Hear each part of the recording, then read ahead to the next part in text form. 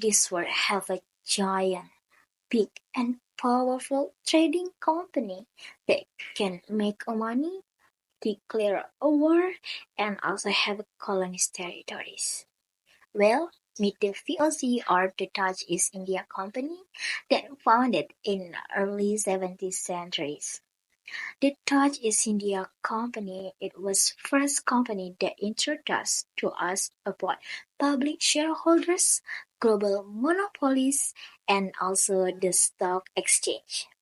Well, in this video, we will explore a lot of things about the Dutch East India Company, about how they rise and fall, and how the Dutch East India Company can impact our global economy.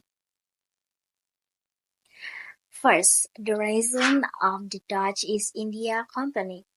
The birth of a giant trading company in 1602 is because the Dutch merged competing trading companies into one united organization that we call the Dutch East India Company or VOC.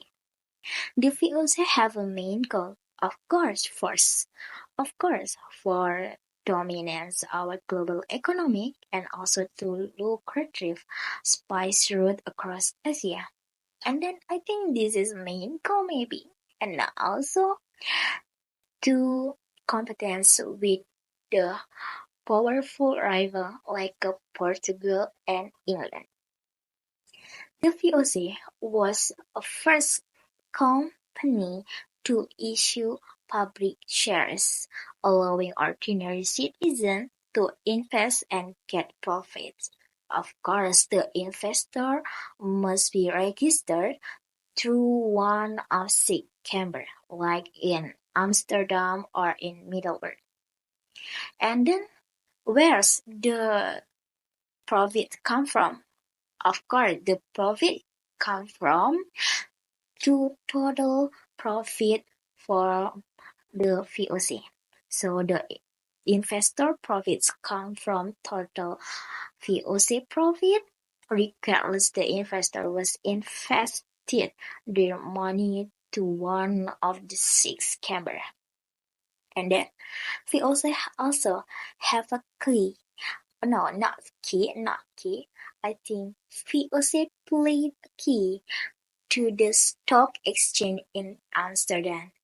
It also have launched a new financial world. What kind of financial world? First is common people can invest their money based on price market. And then the second is about concept portfolio management and stock traders began emerge. And then the last one is about installment-based investing was introduced.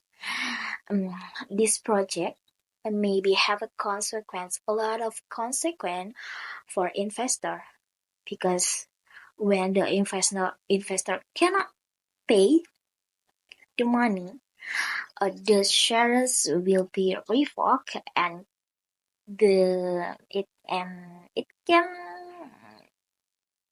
impact to their reputation.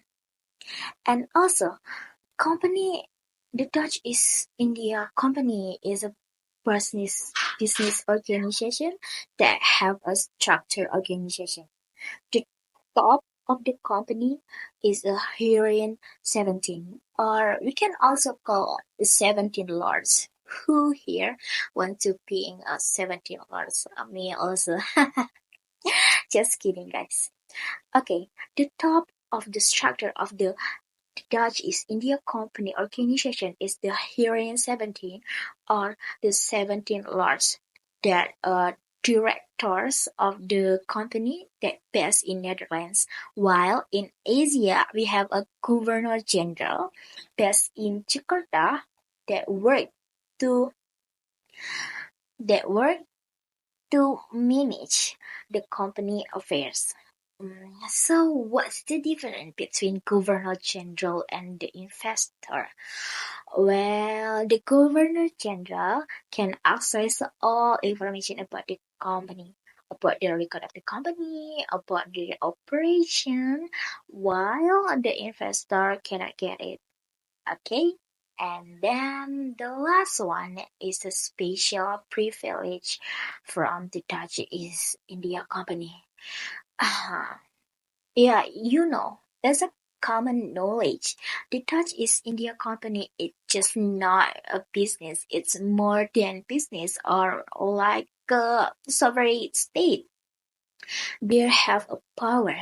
So the privilege is the Dutch East India Company can make money and sign treaties with the local kingdom. And then the second, the Dutch East India Company can build a forces and arm fleets. And then I think this is the last and the dangers of the privilege of the Dutch East India Company is can declare a war. Oh my god, it's quite dangerous. No, it's quite dangerous. It's dangerous, right? Next, the fallen of the Dutch East India Company. What kind of aspect that can make the Dutch East India Company fall? The giant trade company fall. Well, there's kind of aspect that can make the Dutch East India Company fall. The first aspect is in Europe. Well, the British and the French make their own stock exchanges, and then the British make their own trade company. Did you know, guys, what kind of trade company? Yeah, that's true. It's a British East India Company that challenged the Dutch East India Company with the lower prices in the international market.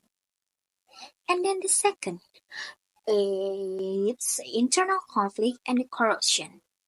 In the internal conflict, in the internal of the Dutch East India Company, the direction not hear voice of the investor and there's a marginalized for the investor. Yeah. And then corruption anywhere. Direction, the hearing, the head of the VOC just care about themselves, not the company. And then the third is a high debt. Yeah, it, the Dutch East India Company is just not a business, but it's a very state also. Yeah, the Dutch East India Company spent a lot of money for colonist war, expanded road trade, and then protecting the ship to a trade. Of course, that's why they have a high debt and they cannot pay. And then the last one is a VOC brutal monopolies and then exploiting the native population that make competitor offer barrel deals and the VOC rigid system become outdated. Yeah, of course, with a company with a lot of struggle, a lot of problem, no one want invested their money to them, and then the VOC collapse. Then we almost in the end. At the end, the Dutch East Company, especially on December 31, in 1799, the Dutch East India Company was officially dissolved.